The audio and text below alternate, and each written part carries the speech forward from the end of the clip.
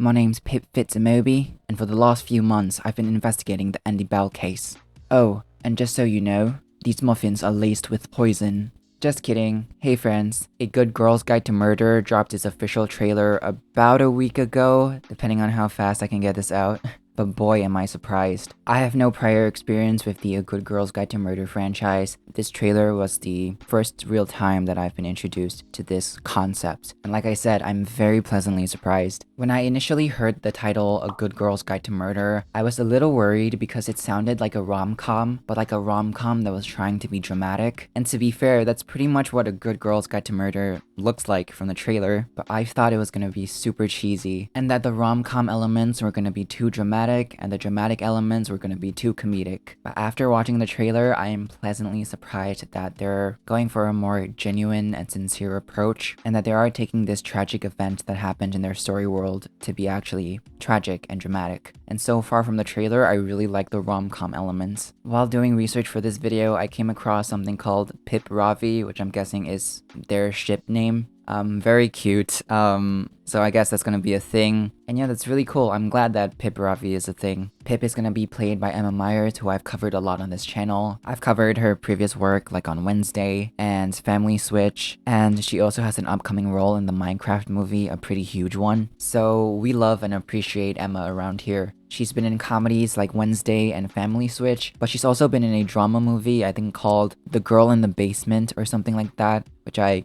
clearly haven't watched. Thrillers and dramas aren't really my thing, so if you guys recommend it, then maybe I'll watch it, but Emma has been in drama projects before, so I think she's gonna do really well as Pip here. Just like Wednesday, Emma's gonna have to crack this small town murder mystery. Wednesday would be so proud, or at least mildly amused. The plot will follow Pippa, aka Pip, in the fictional town of Little Kilton, Buckinghamshire, which is in the UK, where she's investigating a 5-year-old murder-suicide case involving the murder of popular student Andrea Andy Bell and the suicide of her perpetrator/boyfriend, Sal Singh. She believes that Sal was falsely accused, and now she wants to uncover what actually happened between them. The whole conspiracy about the boyfriend killing the girlfriend and then committing suicide because of the guilt, and then the actual killers covering up the case and then trying to kill the person who's trying to dig up the case is a little scary to me. But yeah, there seems to be a big conspiracy surrounding this little accident here, and the girl who got murdered looks very much alive. I don't know if they intentionally wanted to show that in the trailer, but she's there. So I'm not sure what this whole big conspiracy is about and what people are trying to cover up, but it is scary. Oh yeah, I don't know if I've mentioned this already, but this is a show, not a movie. For the longest time, I thought this was a movie, but you know, after doing my research, I was really shocked. It's actually a TV show. But anyways, Emma Myers will play Pippa, Zayn Iqbal will play Ravi, India Lily Davies will play Andy Bell, and so on and so on. One thing I noticed about this cast is that a lot of these actors are up and coming. They've only been in a few projects, so this TV show has the opportunity to skyrocket all of these people's careers and put a lot of newcomers on the map, so that's very, very cool. I believe there are some well-known actors in here as well, but they're like British actors, so I'm not really familiar with their culture, but I'm sure some of them are veteran actors, so that's a good sign. According to some sources, this TV show apparently began production around June 2023, and most of the filming took place around Bristol and Somerset. And I cannot believe how cool Bristol is. They have this like big bridge that connects to a mountainous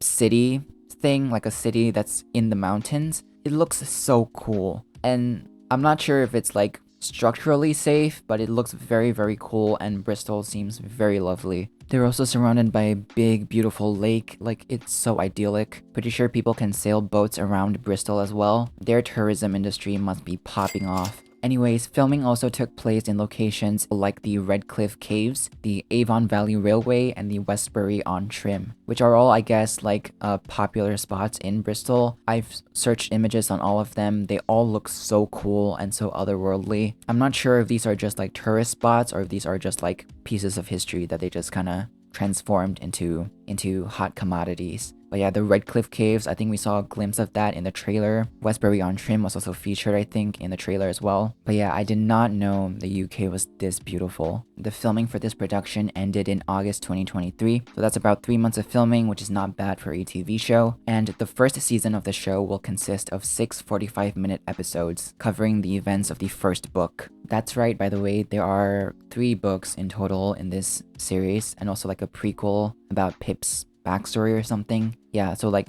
3 or 4 books in total. And so if the series is renewed, later seasons will plan to cover the other 2 books. However, executive producer Frith Tiplady also stressed that the first season has a real end. Reading this as someone who's never read the books before, I don't really know what that means. I'm guessing Pip solves the case and then moves on to another case, but it has a real end. I wonder what that means. Hopefully nothing ominous. Prior to this project, Zayn Iqbal was in a short film called Why Me, where he played an overachieving student who likes basketball, I believe. So he has experience in that field, playing that kind of character, so that is good. I think he will do well in this role. He seems sweet. I think he'll be a rather good sidekick. Apparently there are some trigger warnings for this TV show, things like the R word, murder, use of explicit language, and lots of drug use. So I believe this show / novel would be best suited for people above 16 years old. I'm not sure if 14-year-olds would want to watch something like that. This show will be directed by Dolly Wells, who is an actress and a filmmaker. She's been in quite a lot of projects, like the Dracula TV miniseries, and I also think she played herself in a show about herself. We've seen people like actors who also become filmmakers, like John Krasinski, who directed that movie If, Imaginary Friends. Haven't seen it. I've heard mixed reviews on it. But yeah, people like him, Ryan Reynolds, who of course is in charge of the Deadpool series. So yeah, an actor can definitely be a filmmaker as well. So I hope that she's successful in this. She's also wrote and produced stuff before, so I have high hopes for Dolly Wells. A Good Girl's Guide to Murder is of course a young adult mystery crime debut novel by Holly Jackson. There are 3 novels and 1 novella in this series, with the first one being of course A Good Girl's Guide to Murder, followed by Good Girl, Bad Blood, and then by As Good as Dead. The novella is called Killjoy, which I believe follows Pip's backstory, and that was released in 2022. A Good Girl's Guide to Murder was named one of the best books of 2020 by Barnes & Noble and received several acclamates like the Goodreads Choice Award nominee for Young Adult Fiction, the Young Adult Book Prize shortlist, and many more. Holly has also written some standalone novels like Five Survive and the reappearance of Rachel Price. She was also Book Talk Author of the Year at the 2023 TikTok Book Awards, which I just found out was a thing, but good for them. The reappearance of Rachel Price won a few awards as well, I believe, and the Good Girl's Guide to Murder series has ranked very highly on Amazon's book list. At one point, I believe it was ranked number 2 in mysteries and thrillers for young adults. And Holly's only 31 years old, so she's done very well for herself here. As someone who's also planning on writing books, she is definitely an inspirational figure to follow. Holly not only worked on the books, but also on the show. She seems to be intimately involved in the creative process and seems to be genuinely interested in how the show pans out. So that's really good. There's a picture of her, Emma, and Zayn reading the script for the show, I believe. So it's very nice to see that the author of the work is actually interested and involved in the process. Holly also posted this really cute Instagram post of these like